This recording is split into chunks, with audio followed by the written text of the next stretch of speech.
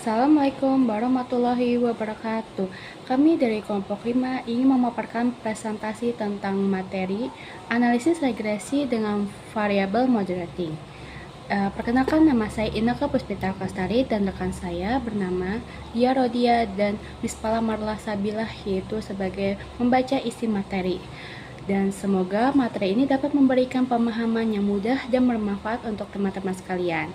Yang pertama, pengantar materi, yaitu analisis regresi digunakan untuk melihat hubungan antara variabel X independen dan Y dependen.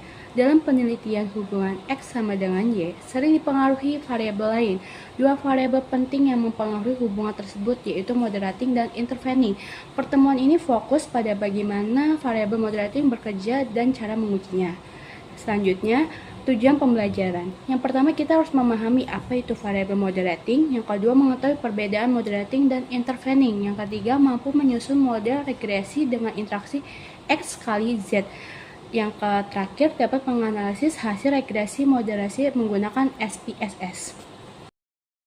Selanjutnya ada variabel dalam penelitian. Yang kesatu ada variabel independen atau X, faktor yang mempengaruhi. Yang kedua ada variabel dependen atau Y, faktor yang dipengaruhi.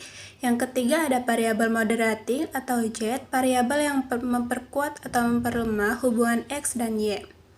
Yang keempat ada variabel intervening atau yaitu variabel perantara yang menjelaskan mengapa X mempengaruhi Y. Selanjutnya, apa itu variabel moderating? Variabel moderating adalah variabel yang mengubah tingkat kekuatan hubungan antara X dan Y. Jika moderating signifikan, artinya hubungan X dan Y tidak selalu sama, tergantung kondisi Z.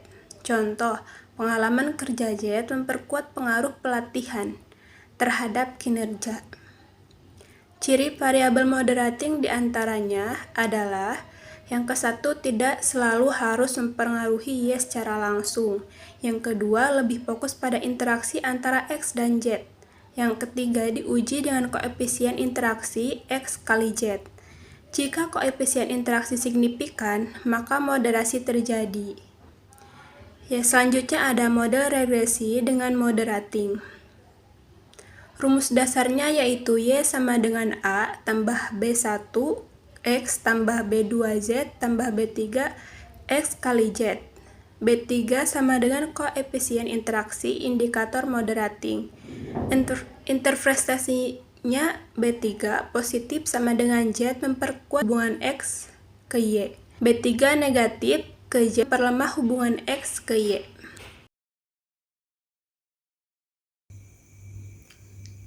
Selanjutnya yaitu langkah uji moderating di SPSS. Yang pertama, input semua variabel X, Z, dan Y. Yang kedua, buat variabel interaksi X kali Z. Yang ketiga, masuk ke analisis, lalu klik regression dan klik linear. Yang keempat, masukkan X, Z, dan X kali Z. Yang kelima, lihat signifikasi koefisien X kali Z. Yang terakhir yaitu, jika signifikan, maka ada efek moderasi. Selanjutnya yaitu variabel intervening, yaitu sebagai pembanding. Intervening menjelaskan mengapa X mempengaruhi Y, bukan memperkuat atau memperlemah, tapi menjadi jembatan antara X dan Y. Perbedaan dari moderating yang memodifikasi hubungan. Contoh studi kasus singkat. Diketahui X yaitu good governance, Z yaitu ukuran KAP, Y yaitu return saham. Pertanyaan, apakah ukuran KAP memperkuat atau memperlemah pengaruh GCG terhadap return saham? Jawabannya yaitu ditentukan oleh nilai signifikasi variabel X kali Z.